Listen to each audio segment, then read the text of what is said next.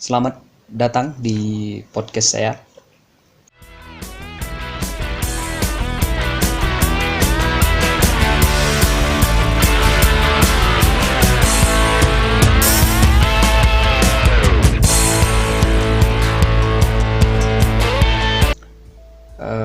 Pada kesempatan yang luar biasa ini saya akan berbagi kepada rekan-rekan semua berkenaan dengan satu pertanyaan yang beberapa waktu lalu yang ditanyakan kepada saya.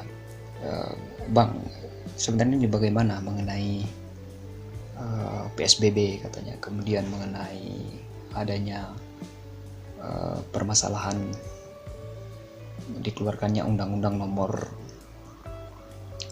bukan undang-undang ya, akan tetapi Perpu nomor 1 tahun 2020 tentang kebijakan keuangan negara. Dan memang ini menjadi satu perdebatan yang cukup luar biasa ya, di tengah-tengah pandemi COVID-19 yang cukup luar biasa. Dan kalau kita mengerti bahwa sebenarnya pertanyaan dari salah satu teman saya itu, dia sebenarnya ingin menanyakan mengenai regulasi yang dikeluarkan oleh pemerintah perihal penanganan daripada pencegahan ya COVID-19 yang saat sekarang ini menjadi masalah global ya. Nah, patut kita kesadari secara bersama-sama bahwa regulasi yang dikeluarkan oleh pemerintah memang menjadi polemik ya, di tengah-tengah proses penanganan yang dilakukan oleh pemerintah ya, di balik payung hukum yang dikeluarkan dan juga misalnya ada semacam kritik yang diberikan kepada pemerintah saat sekarang ini mengenai proses penanganan yang dianggap tidak terlalu maksimal ya. Tapi itu hanya ya opini yang kemudian berkembang. Walaupun opini-opini seperti itu saya kira wajar di dalam konteksnya sebuah negara demokratis ya. Tentu suara-suara alternatif yang mungkin berasal dari non pemerintahan menjadi hal yang biasa kita dengarkan secara bersama-sama. Nah, di dalam podcast saya kali ini saya akan lebih membahas dari sisi yuridis normatifnya mengenai regulasi yang dikeluarkan oleh pemerintah ya.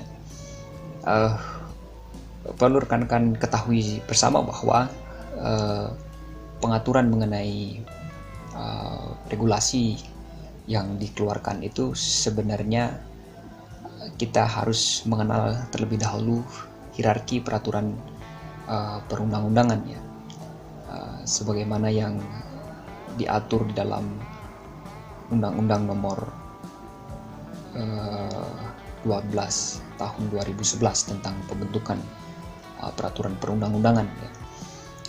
Di sana dijelaskan bahwa ada beberapa hierarki peraturan perundang-undangan, mulai dari Undang-Undang Dasar sampai dengan peraturan-peraturan yang dikeluarkan oleh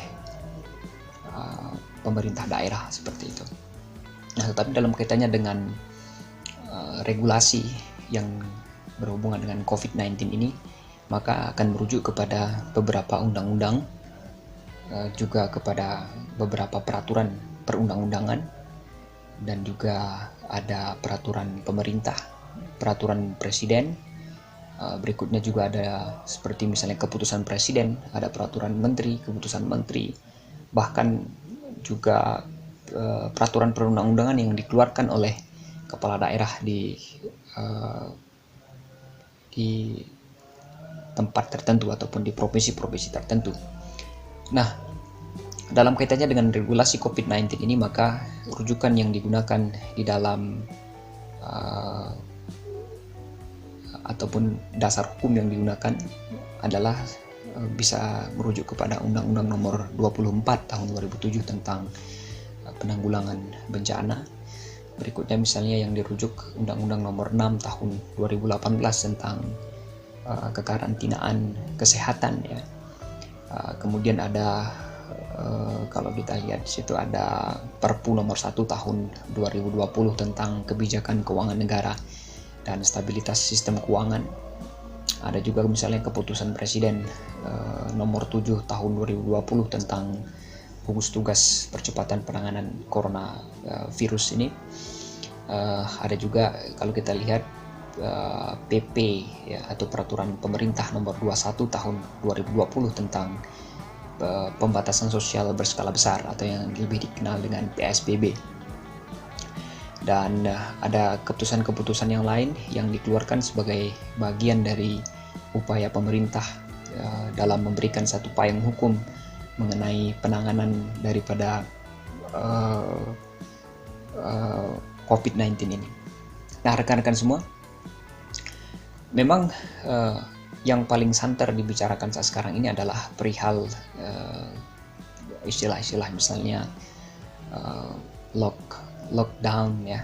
Ada juga misalnya istilah social distancing yang belakangan misalnya WHO mencoba merevisi menjadi physical distancing, dan ada juga istilah-istilah yang berkenaan dengan COVID-19 ini, ada isolasi diri, ada karantina, dan lain sebagainya.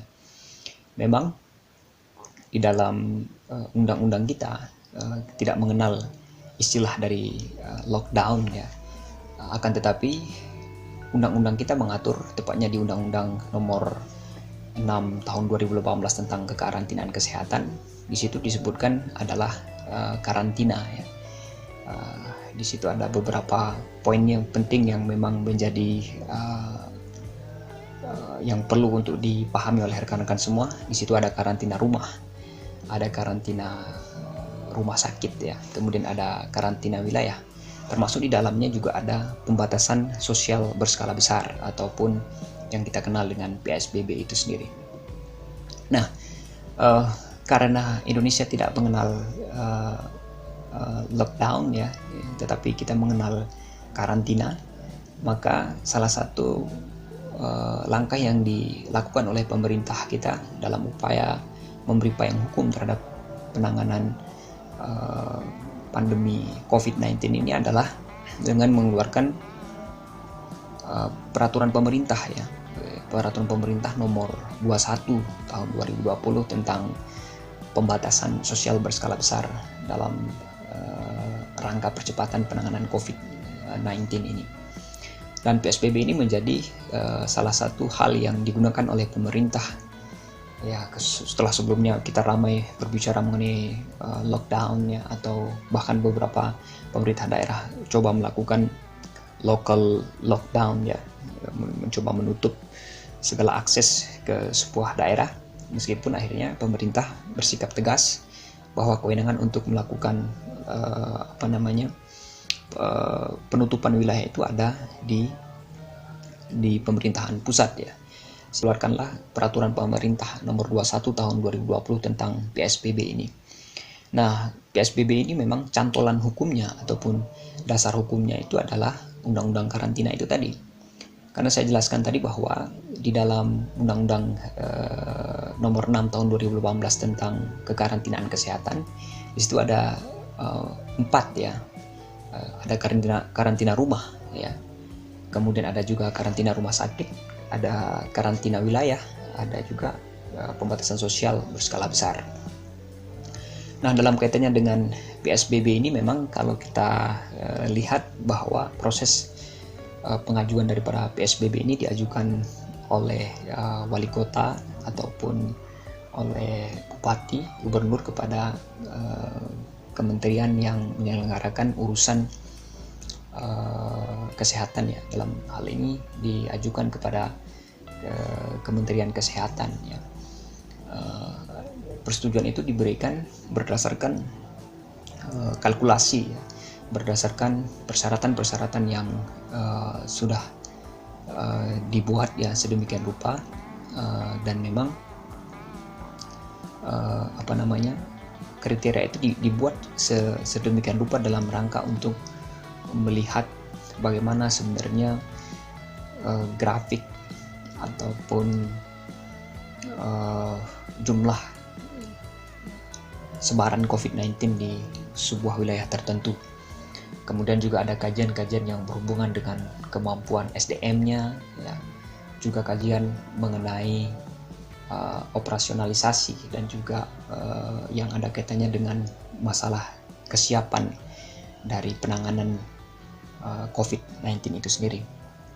Nah, memang kalau kita lihat sebelum keluarnya PP tentang PSBB itu, pemerintah sudah terlebih dahulu itu mengeluarkan satu kepres, ya, ataupun keputusan presiden nomor 7 tahun 2020, ya, tentang gugus tugas percepatan penanganan corona,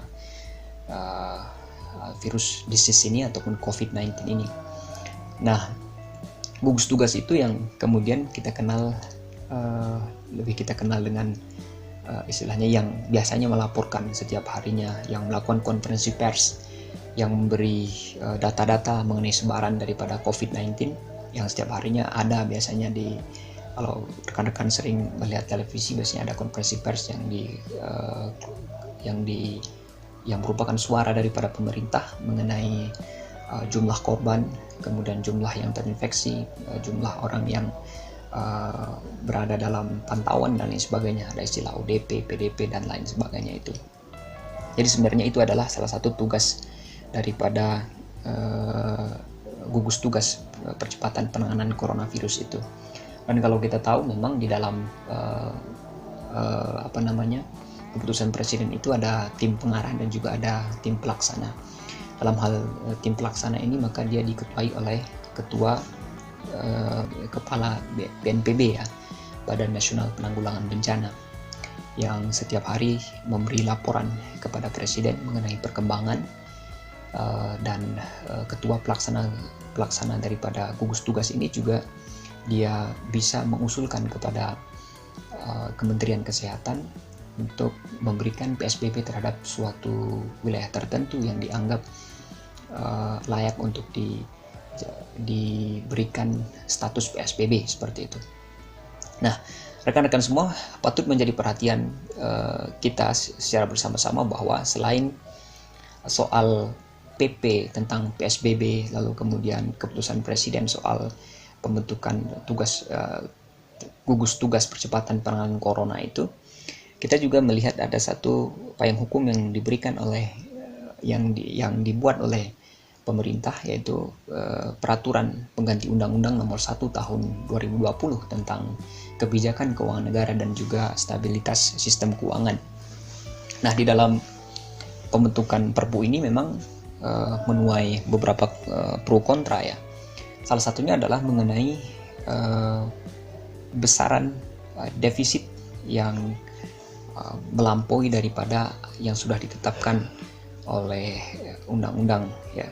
Dalam hal ini adalah kalau kita lihat misalnya ada Undang-Undang nomor 17 tahun 2003 tentang keuangan negara, ya, di mana di situ disebutkan bahwa payung hukum ataupun undang-undang tersebut membatasi defisit APBN itu hanya sebesar 3% dari produk domestik bruto ataupun PDB. Mengenai kenapa harus 3% dari PDB, mungkin anak-anak ekonomi mereka saya kira punya kompetensi untuk menjelaskan. Melalui Perpu ini disebutkan bahwa negara ya, bisa melampaui batas defisit yang sudah ditentukan oleh undang-undang, yaitu melampaui angka 3%.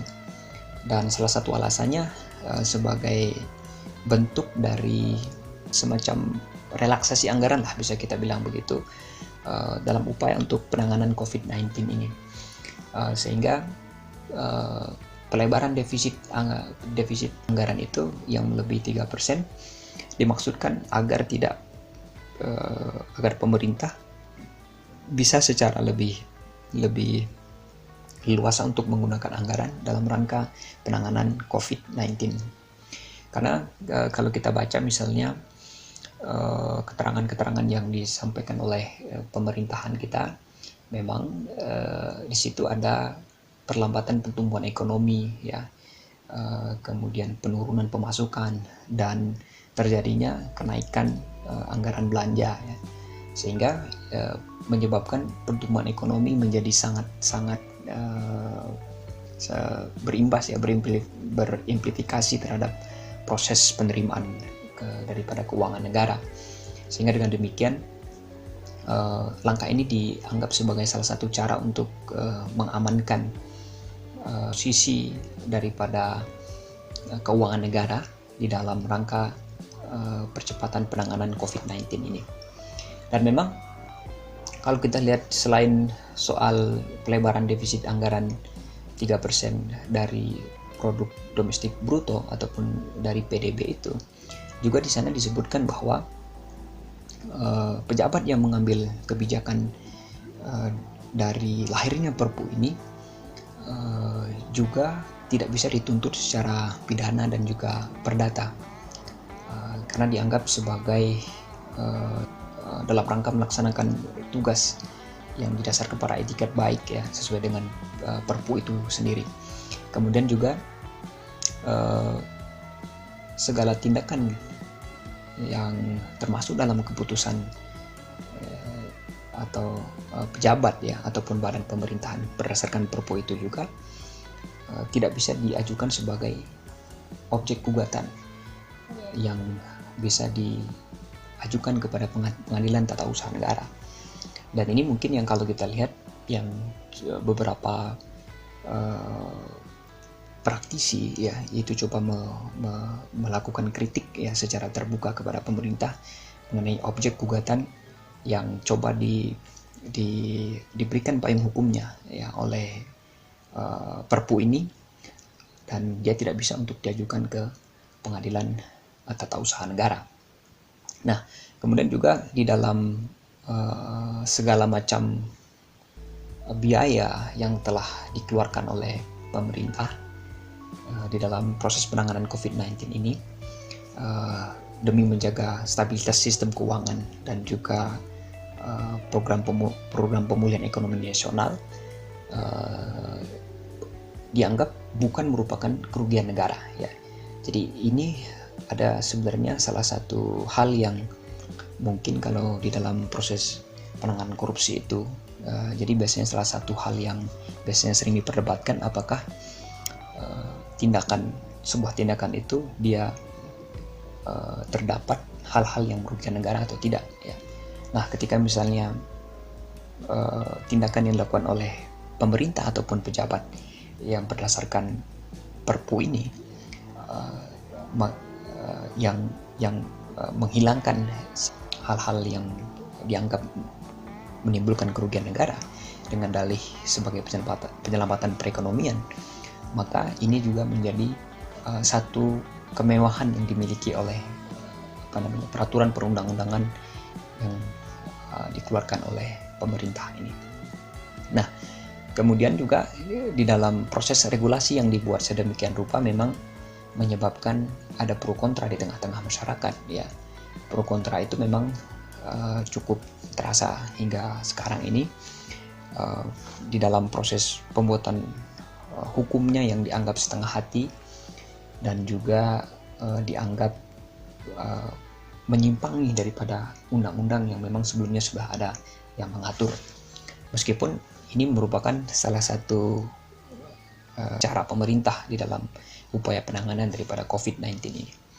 Dan kita juga pasti mengetahui bahwa dampak COVID-19 ini memang sudah banyak memberikan implikasi ya, berimplikasi pada aspek politik kita, pada ekonomi kita, pada sosial ya, budaya kita juga nampaknya mulai berubah ya. Ada juga pada sisi pertahanan, keamanan, bahkan yang paling mungkin dirasakan oleh setiap orang itu adalah dalam hal kesejahteraan masyarakat di Indonesia juga sangat berdampak sekali. Nah, karena itu rekan-rekan semua, perihal regulasi daripada penanganan COVID-19 ini memang sangat banyak perspektifnya ya. Akan tetapi ini perlu kita pelajari sebagai bagian dari kerangka untuk melihat dari sisi yuridis normatif mengenai bagaimana sebenarnya proses daripada regulasi dan juga substansi daripada peraturan perundang-undangan yang dikeluarkan oleh pemerintah di tengah-tengah pandemi COVID-19 ini. Mungkin itu saja yang bisa saya sampaikan. Semoga bisa memberi satu edukasi hukum kepada rekan-rekan semua.